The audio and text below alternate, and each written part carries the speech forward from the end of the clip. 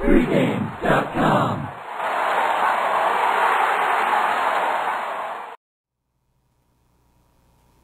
Final Four action, Kansas versus Ohio State. No number 1 seed in this game. Odds makers brought out the number 2 seed Ohio State at 2.5. Total 136.5. Not much movement. I'm seeing 2.5 across the board. I'm seeing the same total across the board. Tells me public hasn't spoken yet. But looking at this line, looking at the statistics of the team, looking at the fan base, I think the books did a good job. I think they're going to get a lot of two-way action from the betting public.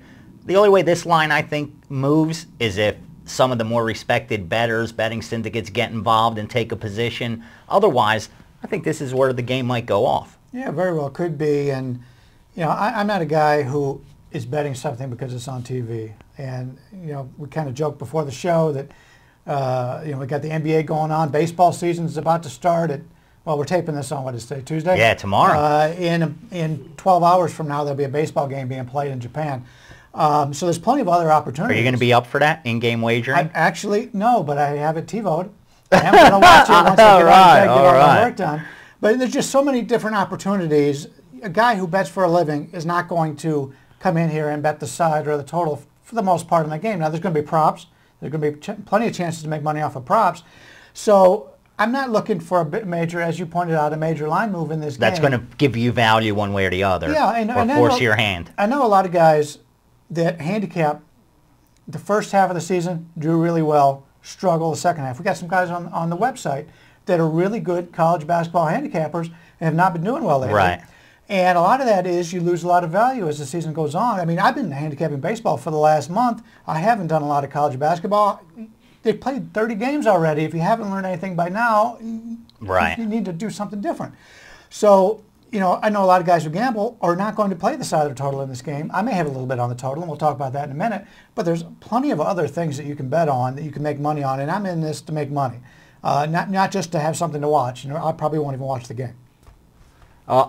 The thing is, with these kind of big marquee games, a lot of times there is value because the line is aimed at the recreational bettor. Books know that this is the game bettors want action on. So a lot of times there will either be value, or if it's so one-sided, the book will be forced to move the line, and then professional bettors will see value, you know, once it gets knocked out of whack. And last year's NBA playoffs were a perfect example of that. A lot of the biggest moves came minutes before the game because such heavy public money forced the books' hand to move the line so much that a lot of pros said there's just value to be had there. But I think in this game, if they didn't take a position yet, there's really no position to take because of the fact there's going to be balanced action. There's just as many reasons to bet Kansas as there is Ohio State. Personally, I have a future bet on Kansas, and my only decision is going to be, do I take Ohio State as a future to win it all to hedge that, because I also have Kentucky, and I don't think Louisville beats them straight up, but that's another matter. But what I do like here is the total. I think this is an under game. 136.5 after last week's game with Kansas, where you saw a lot of under action. I mean, sharps came in under, bettors came in under. It was expected to be a low-scoring game, and North Carolina and Kansas scored 94 points in the first half. I think the perception gain there is going to be a major factor in the over being one-sided. And I think we're going to see this line total start to climb, and it'll probably force my hand to say there's value here, especially if it gets up to 138. Yeah, a lot of the people who are the recreational gamblers, they'll look at the games, and they've watched the tournament games. I mean, a lot of them, it's the first time they've been able to see these teams play or have time to see these teams play. And it's a good point in the other game, too, because Kentucky's been flying over in the tournament, and they didn't do that all year long, but now they're flying over in the tournament. So everybody watches this, and they say, well, that's a team that's going to put up points on anybody. So the lines maker has to adjust the total a little bit, and there may be some value there. And I agree. Neither of these teams really, I mean, they're on the higher paced side. Right. But you take a look at the two teams. They're two of the top 4 defensive efficiency teams in college basketball. Neither team is great at shooting the three-pointers. They're very good inside. Yeah, they're 2-point field goal teams. They defend well inside. Yeah. So on Candace's point, Candace usually makes a lot of second shots with offensive rebounds. Ohio State doesn't allow a lot of offensive rebounds. So the seconds it takes from, as opposed to an offensive rebound, you get the ball, you put it right back up and you can score. If you're not going to get that, and then it's going to take another 5-10 seconds to get back down into your situation on the other end, the clock is timing off. And I agree. I think the under here is a good play. And another thing, you have to always have to worry about when you're looking to play these unders and the overs, is how long the starters are going to play. Ohio State's not a deep team. No. But once you get into these Final Four games, they have extra time between the commercials. Yeah. So you got an extra minute. So where you used to have 2 minutes, now you got 3 minutes here for the commercials. So Ohio State, if they're not in foul trouble, they can rest up a little bit more, and the starters can come back out on the field. I couldn't have put it better, and I totally agree. These are two of the best defenses in all of college basketball the entire season. And even though Ohio State's younger than Kansas, they've matured a lot throughout this season. I mean, even though you have sophomores out there, more or less, you have a senior in Buford, but the rest are like sophomores. They're more or less juniors right now after putting in this whole season. So I think you're looking at a mature team.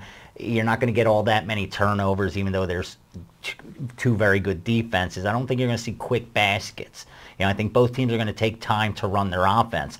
And more importantly, from a recreational bettor's perspective, it's very difficult for them to force themselves to bet an under when it's in the 130s. Because realistically, what that means is both teams won't score 70 points. You know what I mean? Just you're not going to approach it as it's going to be a blowout because we're looking at a 2-point spread. Right. So you're not thinking, one team's going to put up 80, one team's going to put up 50, and that's how it's going to stay under. So instead, when you look at 136 and you see such a small point spread, you're thinking each team just has to score in the high 60s, and this game goes over. Add fouls at the end, if they extend the game. And I think they're so scared to bet an under that the odds makers were forced to bring out an inflated total. I think this total's inflated, and I think it's only going to get even more inflated as we approach game time because most bettors have not gotten down, especially on the total. They may be parlaying some of their NBA, NIT action with the Final Four, possibly to have action already pending, but I think they won't speak on the total until game day, and that's when I think we'll be able to get most of the value. This line should go up, so I like the under. Yeah, the wise guys, you said the line hasn't moved either way, and the wise guys were looking at that too. They said, well, the public's going to come in on the over. They're not going to sit down and watch a game and root for a low-scoring game. Yeah. So if you want to play the under, you wait until later on because you can get a better number. But another thing I want to point out here, this is in a dome stadium. This is in the Superdome. Exactly. And I've been to this stadium for the Final Four before, and the sight lines are totally different. Yep. Now, last week they had the Georgia Dome, and even though the games went over, historically, these are bad places to shoot. Now, great point. Granted, neither one of these teams is a good three-point shooting team, and I'm not sure how many three-pointers they're going to put up in this game, but it's a situation where you have to take a look at the sight lines and see how these teams have done in these type of situations before. Great point. I agree with you here. I think the only way to play this at the current numbers is to play the under here. I agree. So we both agree. Fortunately for me, Brian agrees because I've been ice cold in the big dance. So take warning there. But I do think this total's a bit too high. I like the under. Brian agrees on the under. That's going to be our play under in Ohio State, Kansas. Don't forget, go to pregamevideos.com. All the videos on one thread, along with conversation and notes on all of the games we'll be covering. Back to do some NBA. That's correct. There is professional basketball being played at this time. There's a lot of value in pros.